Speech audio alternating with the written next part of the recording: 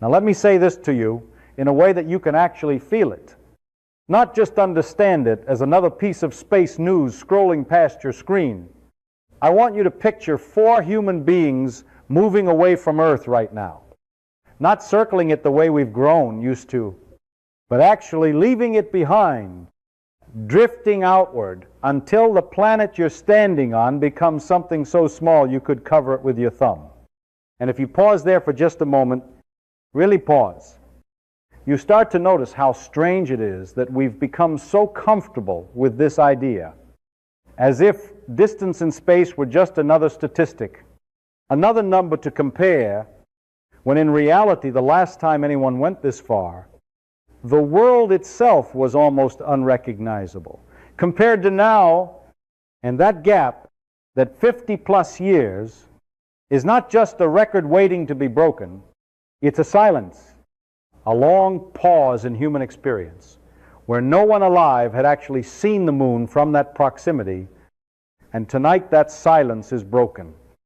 Not accidentally, not as a consequence of survival like it once was, but deliberately, by design, by intention, which makes it feel like a return, a continuation of something unfinished. And naturally, the story writes itself from there. Headlines talk about history, about firsts, about milestones that sound clean and complete. The kind of narrative you can wrap up neatly and feel good about, but I want you to look at it the way you would look at a simple experiment, something small, something you can hold in your hands, because that's where understanding usually begins. Imagine you throw a stone as far as you can. The moment it leaves your hand, that's the part everyone sees. The arc, the motion, the sense of control. And if you only cared about appearances, you could stop there and call it a success.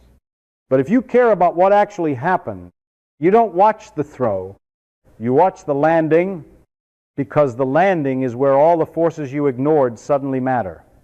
Gravity, air, angle, timing, all the things that were quietly acting the whole time but didn't show themselves until the end.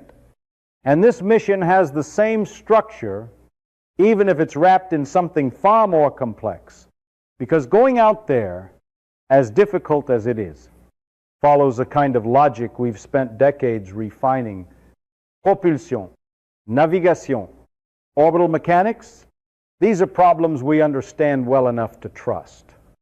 Not perfectly, but enough that we know what we're doing when we leave Earth. Coming back is different.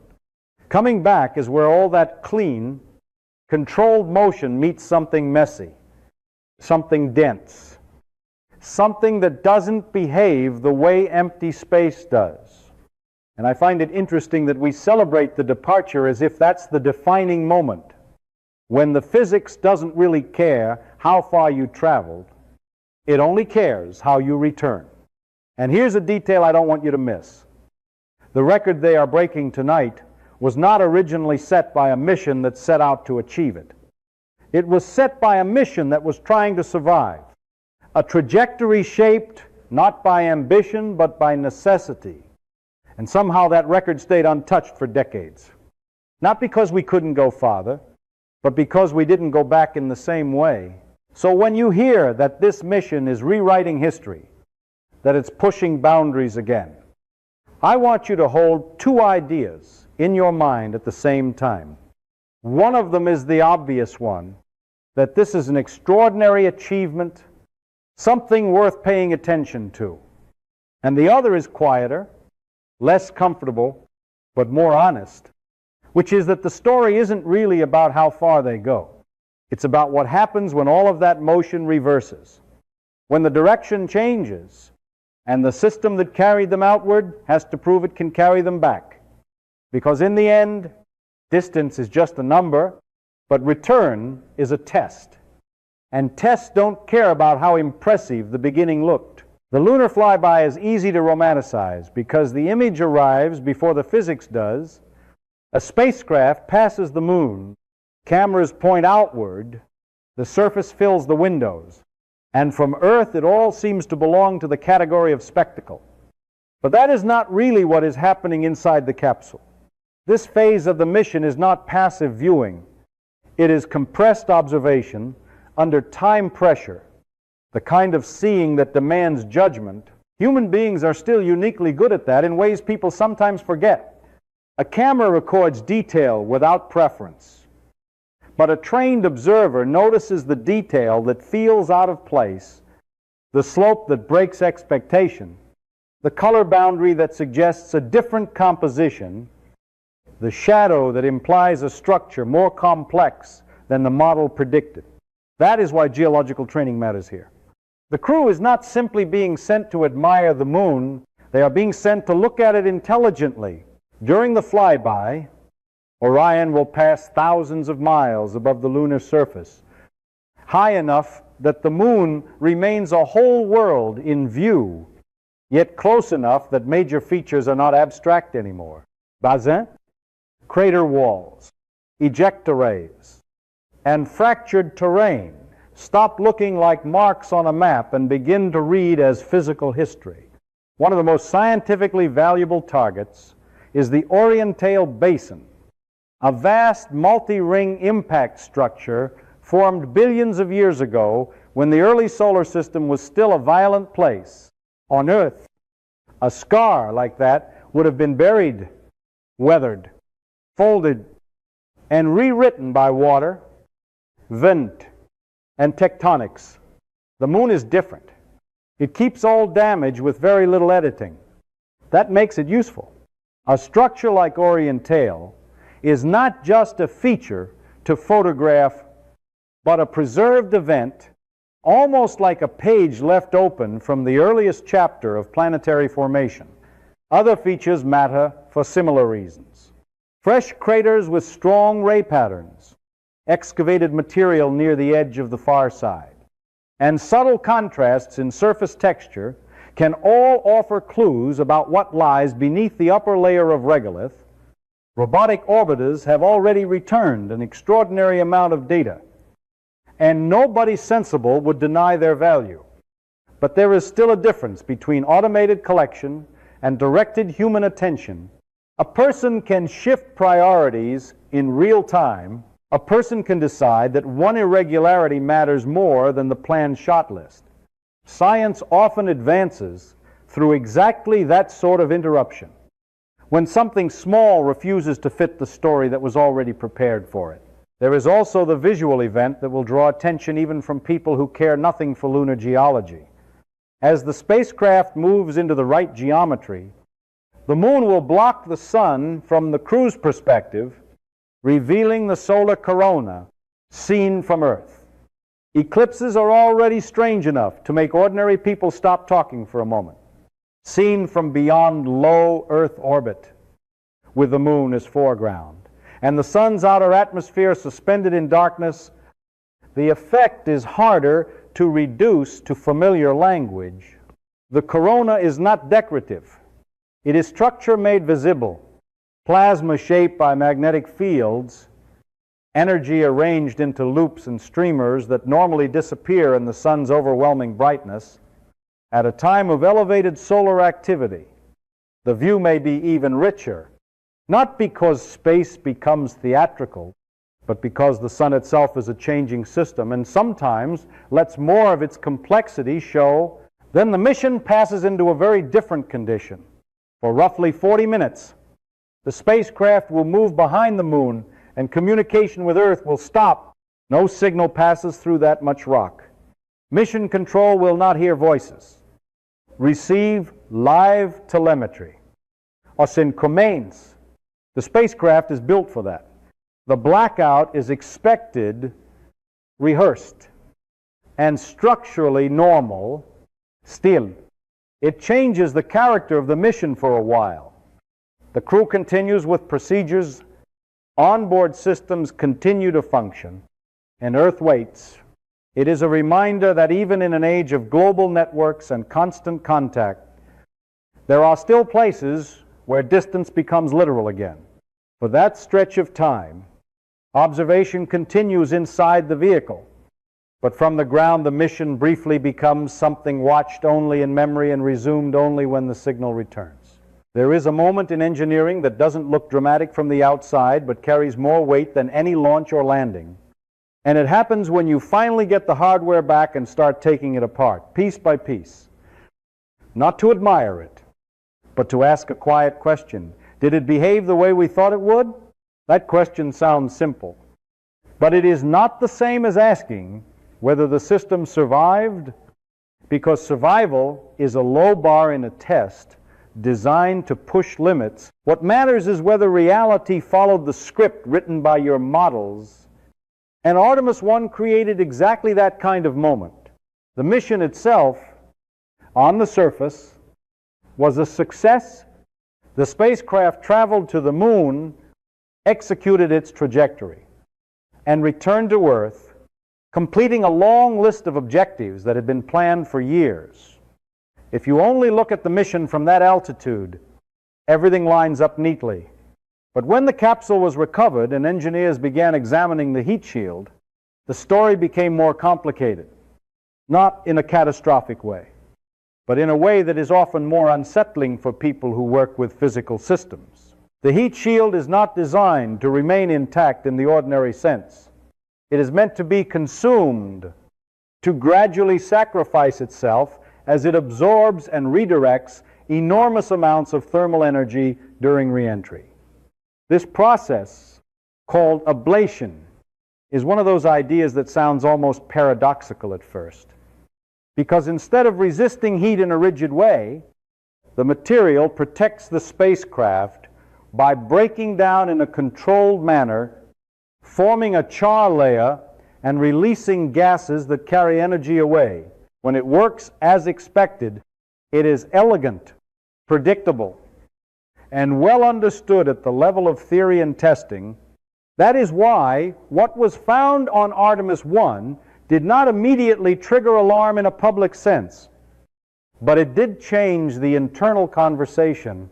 Instead of smooth, uniform erosion across the surface, there were more than 100 regions where material had broken away in irregular patterns, pieces separating in a way that did not match the models used to predict how the shield would behave. Now, it is important to be precise here, because the capsule was not in danger of failing during that mission. The underlying structure remained protected, and the system fulfilled its primary role. But the deviation matters for a different reason. If you predict a system will wear down gradually, and it instead cracks and sheds material in discrete chunks, you are no longer just dealing with a variation in performance. You are looking at a gap in understanding, and gaps like that are rarely isolated. They tend to indicate that some part of the physics, or the way different physical processes interact, has not been fully captured by the models, especially under conditions that are difficult to reproduce on the ground. What makes this particular case interesting is where the anomaly appears to have originated. Intuition might suggest that the most dangerous moment for a heat shield is at peak heating, when temperatures are highest and the environment is most extreme. But the data from Artemis 1 pointed somewhere else, to a phase where the heating was significant but not yet at its maximum, a kind of transitional state. During the skip reentry profile used in that mission, the spacecraft dipped into the upper atmosphere, experienced heating, and then briefly exited before descending again. In that intermediate phase, the material began to char, but not fully, while gases inside the structure started to form without being able to escape efficiently. That creates a situation that is easy to visualize if you think about something as simple as a sealed surface over something expanding beneath it. Pressure builds, and if the pathways for release are not yet open, the system does not fail smoothly. It fails locally, abruptly, in small bursts. That kind of behavior is difficult to model, precisely because it sits between regimes. It is not the fully cold state where nothing happens, and it is not the fully active ablative state where the system behaves in a way that has been thoroughly tested. It is the in-between, where multiple processes overlap and interact in ways that are sensitive to timing, structure, and material properties. Engineers are very good at designing for extremes, but transitions are often where systems reveal details that were not obvious before. The heat shield on Artemis 1 did not fail in the sense that people usually imagine, but it did behave in a way that forced a revision of assumptions. And that is often the more important outcome of a test. When something matches your expectations, you gain confidence. When it does not, you gain information. And information of that kind tends to stay with you longer, not because it is dramatic, but because it changes how you look at the system the next time you have to rely on it. Fixing a system after it behaves unexpectedly is rarely about starting over. And that's something people often misunderstand when they imagine engineering as a sequence of clean redesigns. Most of the time, you don't throw everything away. You look carefully at where the behavior diverged from expectation and then decide whether to change the hardware, the environment, or the assumptions that connect the two. In the case of Artemis, the choice NASA made is revealing because they did not fundamentally replace the heat shield. They did not redesign the material from scratch. And they did not treat the anomaly as evidence that the entire concept was flawed. Instead, they focused on the conditions under which the anomaly appeared and asked a narrower question.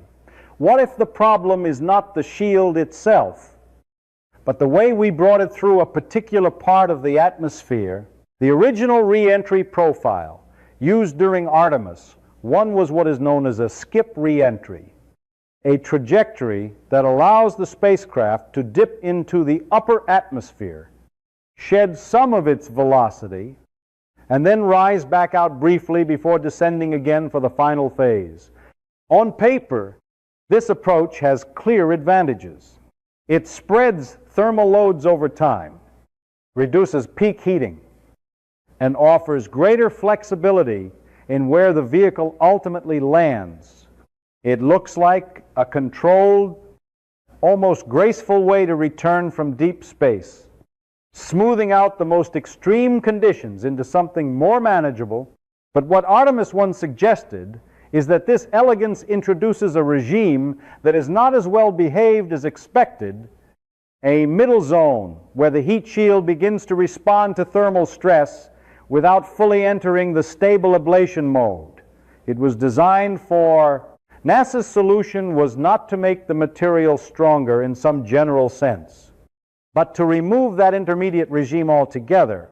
For Artemis 2, the skip profile has been replaced with a direct re-entry, a steeper and more continuous descent that moves the spacecraft more quickly from the initial contact with the atmosphere into the high energy conditions where the behavior of the heat shield is better characterized. The logic is straightforward when you lay it out. If the anomaly emerges in a transitional state, then avoid that state. Push the system directly into the domain where it is known to perform predictably and reduce the time spent in the region where internal pressure can build without proper venting. From a physics standpoint, that reasoning is coherent, and it aligns with a common strategy in complex systems, which is to steer away from poorly understood boundaries rather than trying to control them precisely.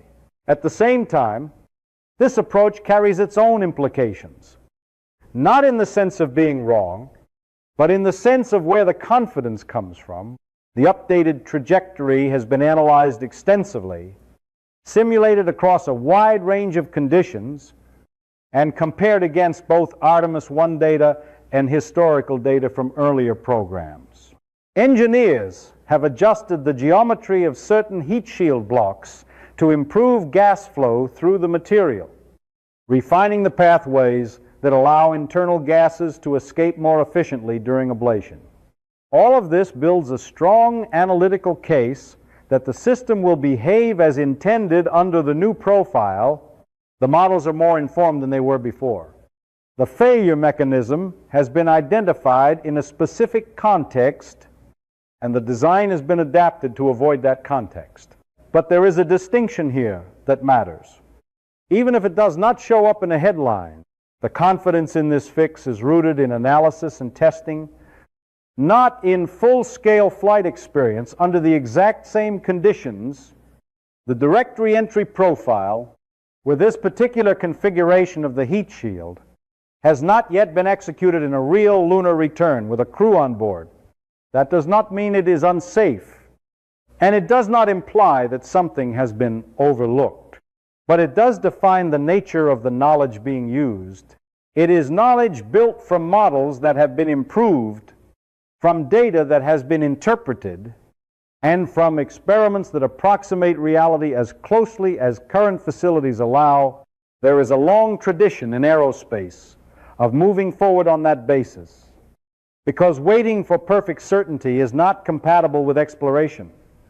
But it also means that the system will ultimately be judged in a context that cannot be fully replicated beforehand. In practice, this is how engineering decisions often look when you examine them closely. They are not binary choices between right and wrong, but structured responses to incomplete information, where the goal is not to eliminate uncertainty entirely, but to understand it well enough to proceed responsibly. The change from a skip re-entry to a direct one is a clear example of that kind of reasoning. It addresses a specific mechanism, reduces exposure to a known problematic regime, and leverages areas where the system is better understood. At the same time, it shifts the question from whether the original design works in all conditions to whether the new set of conditions has been characterized deeply enough, and that question does not resolve itself in a report or a simulation. It becomes part of the system, carried forward into the mission, not as a flaw, but as a boundary on what has been tested directly and what has been inferred from everything that came before. When people hear a number like 25,000 miles per hour, it sounds impressive in a vague way, but it doesn't really tell you what the environment feels like for the object moving at that speed. And that's where the misunderstanding usually begins, because re-entry is not just fast motion through air. It is a violent interaction with a medium that refuses to get out of the way. At those velocities, the air in front of the spacecraft cannot flow smoothly around it. It compresses instead. And that compression turns kinetic energy into heat so rapidly that the gas itself changes state. Electrons are stripped from atoms, and what was once air becomes plasma, a glowing, electrically charged layer that wraps around the vehicle like a moving shell. From the outside, it looks like a fireball. But that image is misleading in a subtle way, because the heat is not something you can simply block like a wall of flame. It is continuously generated at the interface where the vehicle meets the atmosphere. And the only reason the spacecraft survives is because that interaction is managed carefully at the level of material and flow. The most important part of that interaction happens in a region that is almost too small to notice when you first hear about it.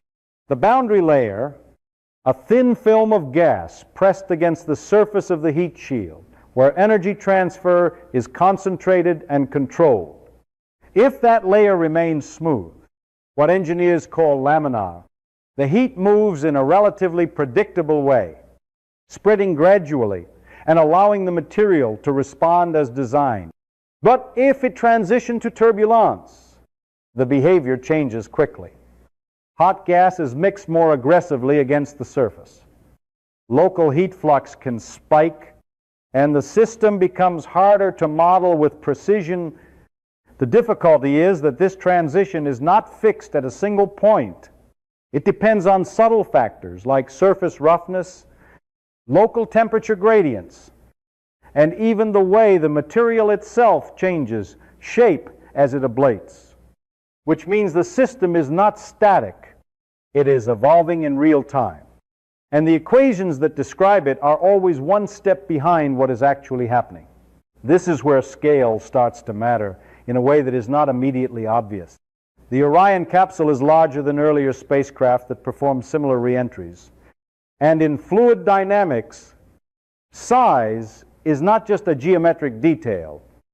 It changes how flows develop, how boundary layers grow, and where transitions occur. A slightly different shape or scale can shift the conditions under which turbulence appears. And once you combine that with a material that is actively changing as it performs its function, you are dealing with a system where multiple layers of physics are interacting at once. The heat shield is not simply sitting there absorbing energy, it is decomposing, forming a char layer, releasing gases, and altering the surface that the flow is responding to, so the flow affects the material, and the material feeds back into the flow, creating a coupled system that is difficult to fully capture in any single model. On top of that, there are external factors that do not dominate the process, but still contribute to its variability. The sun, for example, is not a constant background condition. During periods of higher solar activity, the upper atmosphere becomes more ionized, which can influence the behavior of radio signals and, to a lesser extent, the properties of the plasma environment the spacecraft encounters. These effects are usually secondary compared to the sheer energy of re-entry, but they add another layer of complexity to a system that is already sensitive to small changes. Engineers account for this by building margins into their models, by running simulations across a wide range of possible conditions, and by relying on data from previous missions. But those methods all share a limitation. They approximate reality. They do not reproduce it in full. What makes this situation particularly interesting is not that any single factor is unknown, but that the combination of factors can produce behaviors that are not obvious when each piece is considered separately.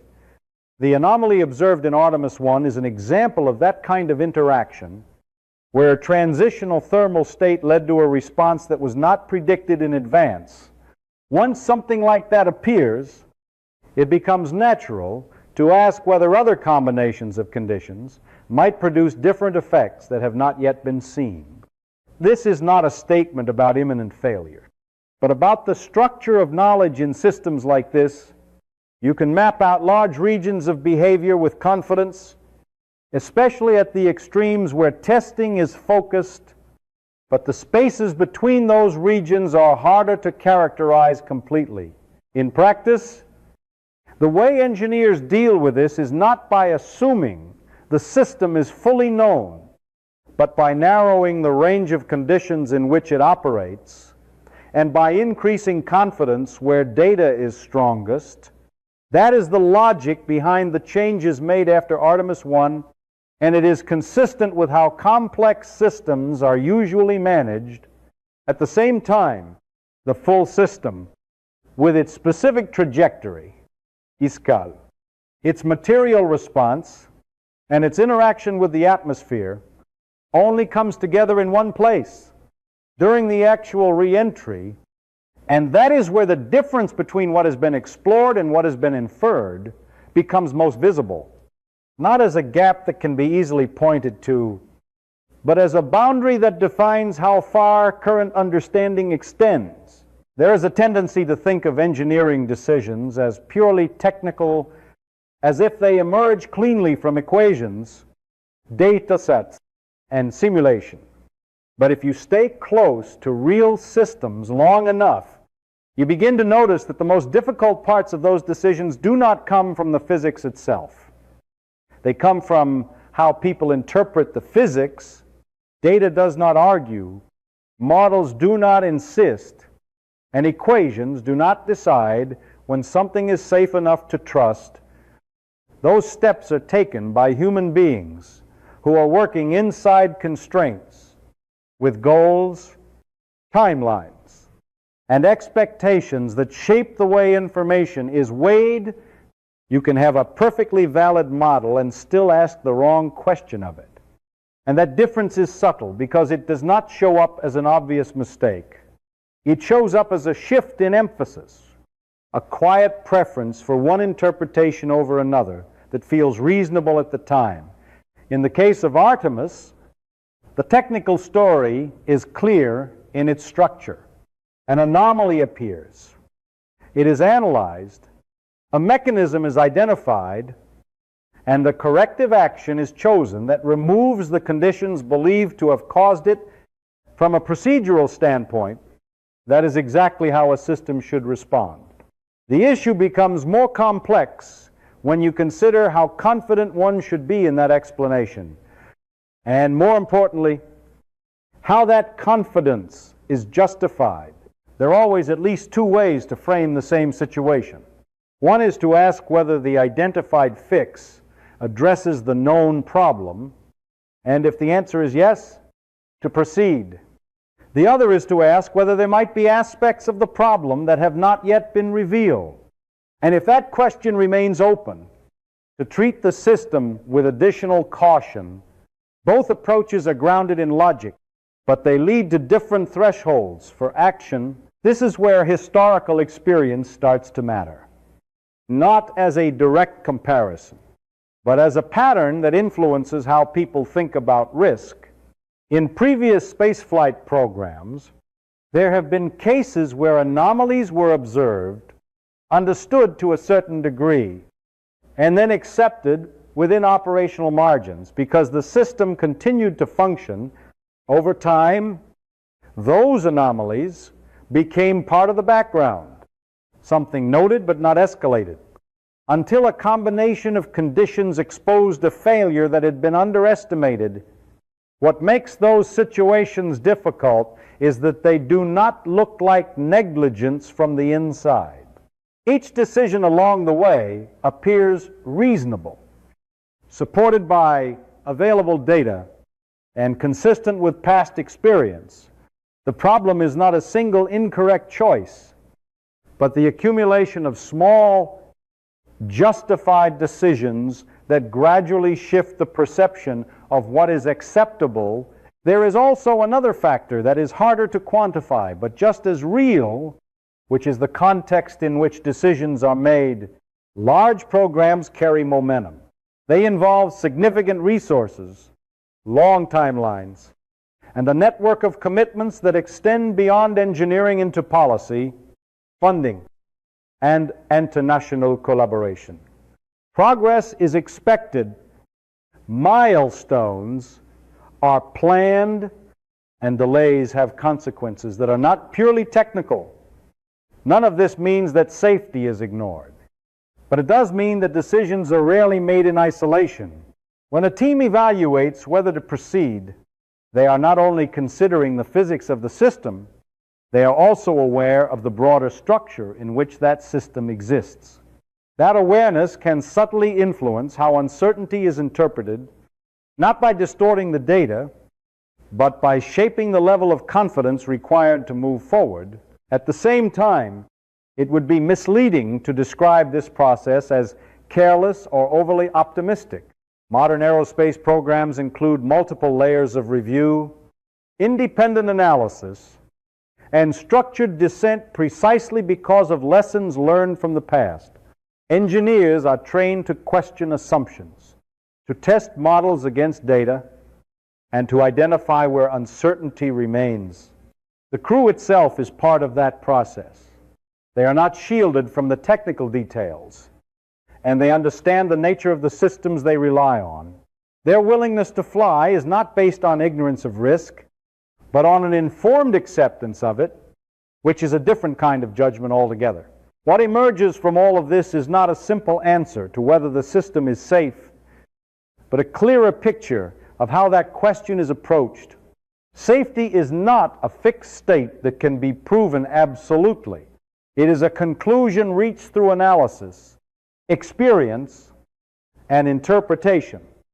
and it exists within a range rather than at a single point, the role of history in this context is not to predict outcomes, but to remind us that the way decisions are made can be just as important as the decisions themselves. When a system behaves in an unexpected way, the technical response is only part of the story. The other part lies in how that behavior is understood, how much uncertainty is considered acceptable, and how confidently a path forward is chosen. Based on that understanding, the return phase does not arrive all at once. It builds quietly over time. And that is what makes it easy to underestimate if you only focus on the final event.